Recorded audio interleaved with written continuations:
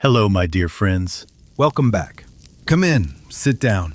I'm very glad you're here tonight. When you hear the name Bruce Lee, what do you see? Most people see the same thing. The yellow tracksuit. The nunchaku moving so fast the camera can barely catch it. The battle cry that no one has ever quite been able to imitate without feeling slightly embarrassed.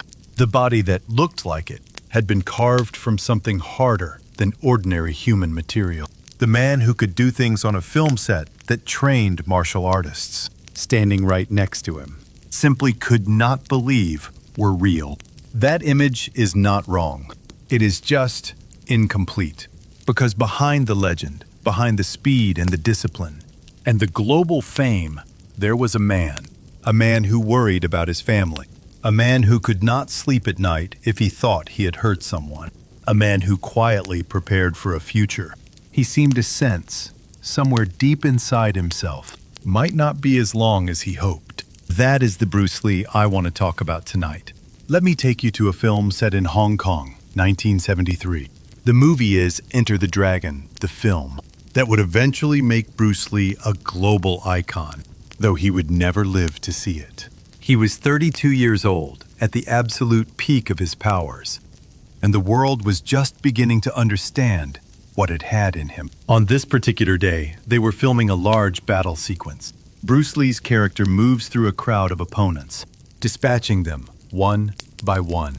It is the kind of scene that requires many stuntmen, young men willing to take falls, take hits, do the physical work that makes the star look extraordinary. Among those stuntmen was a 19-year-old kid named Jackie Chan. Jackie Chan was at that point nobody.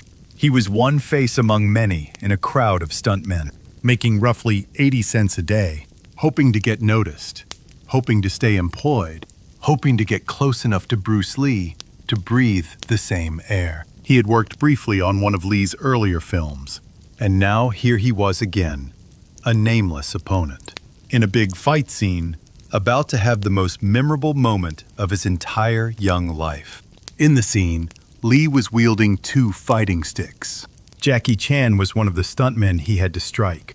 Chan wasn't quite where the fight choreography required him to be, and Lee's stick caught him full across the face. I was behind the camera, and I would just see Bruce Lee, Chan later recalled. Then I ran, and suddenly it was all black in front of my eyes.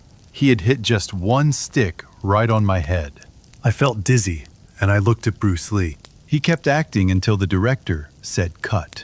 Now, my friends, I want you to notice that detail. He kept acting until the director said cut. In the middle of realizing he had just accidentally hit a young stuntman, hard enough to make the world go black, Bruce Lee stayed in the scene. He was a professional. He finished the take, and then the director called cut. Lee then threw his stick, turned around and said, "Oh my God," and ran to Chan and lifted him up and said sorry. As soon as the cameras were off, Bruce threw away his weapon, ran over to me and said, I'm sorry. Chan revealed in his biography, he didn't send an assistant. He didn't look over from across the set and give an apologetic wave. He threw down what he was holding and ran. To a 19-year-old stuntman making 80 cents a day, a nobody. Someone whose name he probably didn't even know yet. And then, as Jackie Chan described it, the whole day and the whole night, every time I turn around, I see Lee looking if I'm okay. I wanted him to hit me again. I want you to sit with that for a moment. The whole day, the whole night, between every scene, every setup, every cup of tea, Bruce Lee kept looking over to check if the young stuntman was all right. Not because anyone required it, not because it was in his contract, or because the cameras were rolling, because he had hurt someone, and that mattered to him. And he couldn't rest until he knew the person was okay. Chan admitted he played up his injury somewhat, partly to gain sympathy, and partly because a stuntman who was injured was paid extra for overtime. By the end of the day, Chan had made $250, a significant amount for a young man earning 80 cents a day. And there is one more detail in Jackie Chan's account that I find almost unbearably charming. He said that he pretended to be hurt more than he actually was, because he didn't want Bruce Lee to stop hugging him. A 19-year-old kid, pretending to be in more pain than he was, just to stay a little longer in the arms of the man he idolized. Lee later insisted that Chan could work on all of his future movies. Unfortunately, Lee died before he could keep that promise. Jackie Chan later said, "Of all the things Bruce did, and all the things he represented, I admire him most for his kindness that day. Not the speed, not the technique, not the discipline that had made him the most recognizable martial artist on the planet. The kindness. The fact that a superstar ran across a film set to check on a nobody stuntman and spent the rest of the day looking over his shoulder to make sure he was all right. That is what Jackie Chan remembered most." Now let me tell you about the other side of Bruce Lee.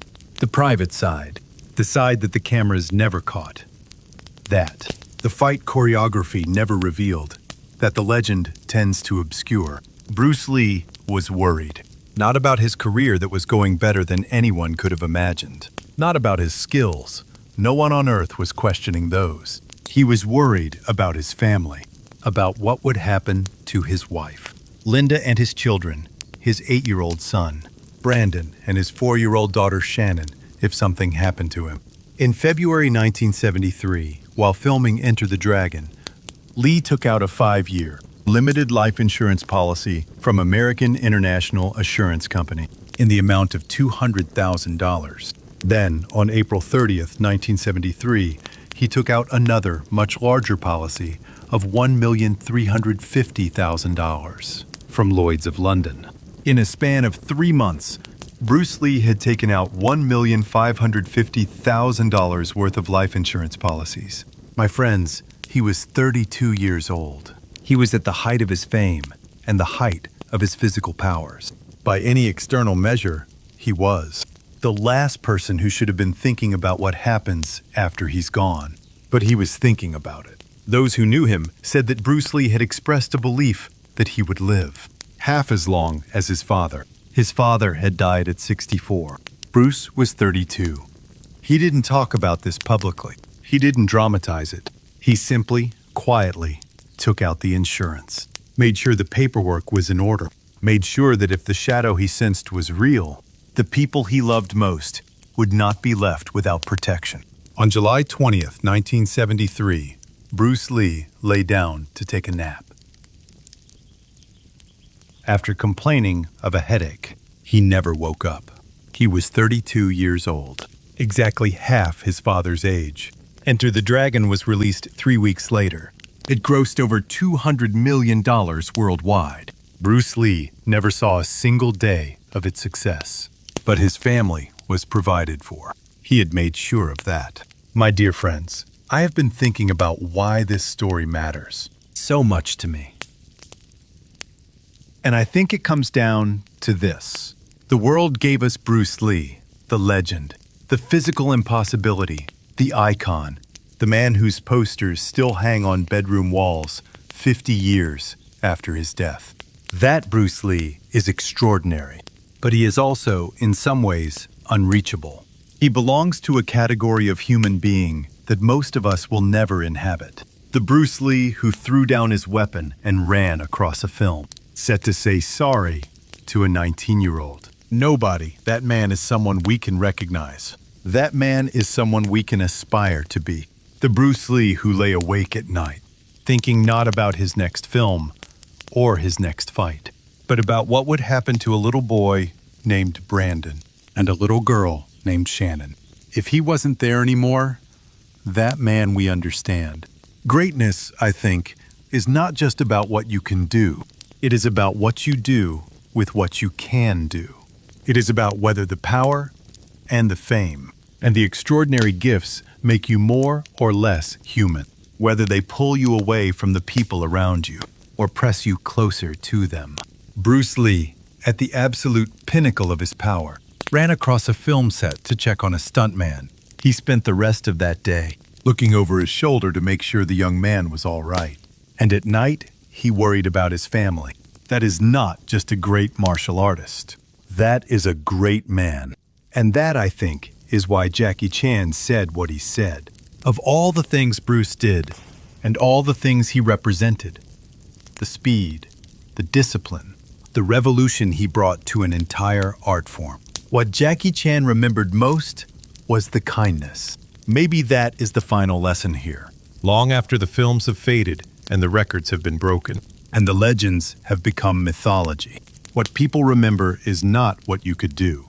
It is how you made them feel when the cameras stopped rolling. Thank you so much for spending this evening with me, my dear friends. Until next time, take care of each other. Good night.